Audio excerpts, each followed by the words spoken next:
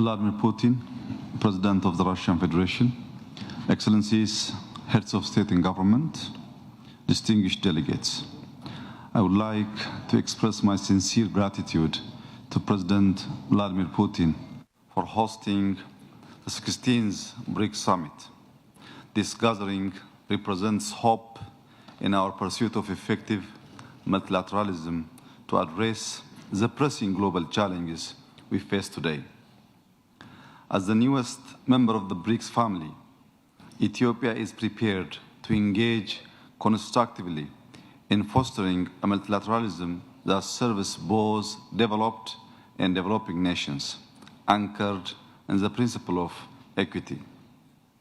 Our world is rapidly evolving with a multitude of crises that demands wisdom and thoughtful approach. Excellencies, it is crucial to acknowledge that economic growth in developing countries is often challenged by unfair global financial systems.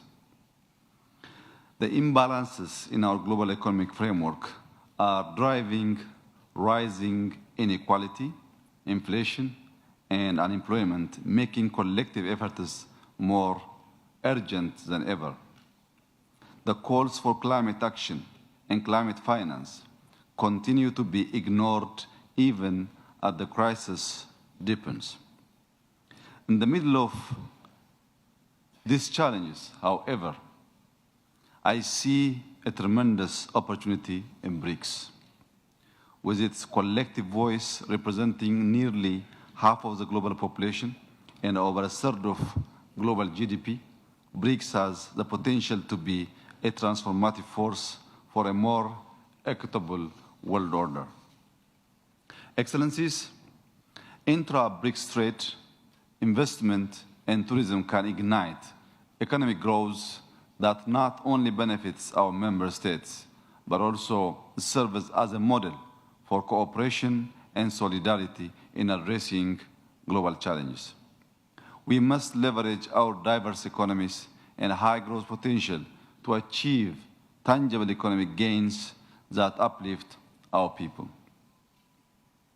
Enhancing cooperation in the development of artificial intelligence is also essential.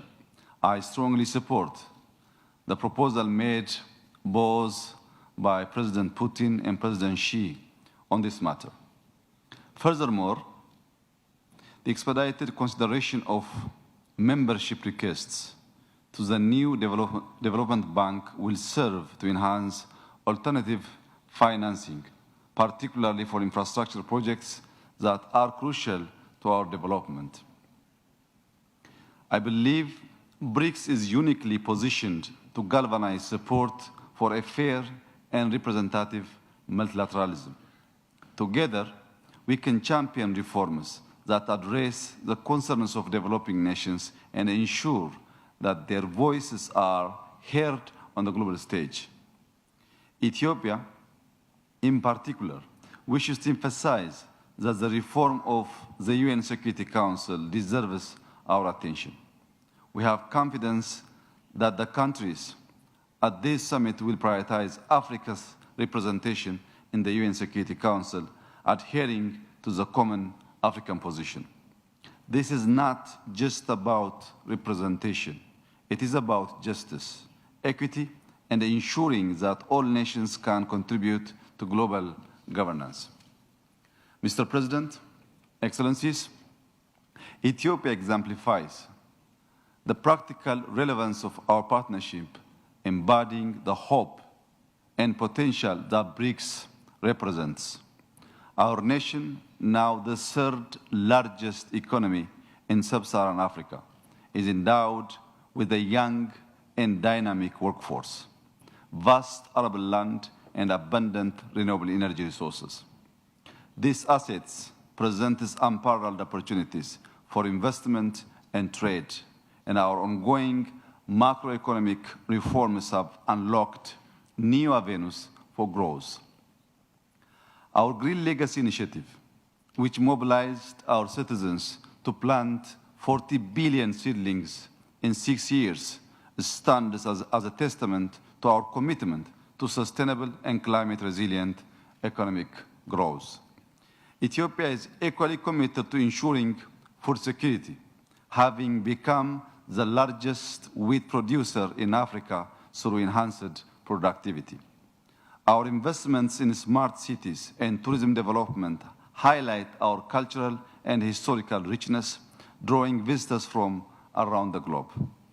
Therefore, I renew my call for strong intra-BRICS economic cooperation across sectors such as manufacturing, agriculture, energy, tourism, and importantly, artificial intelligence.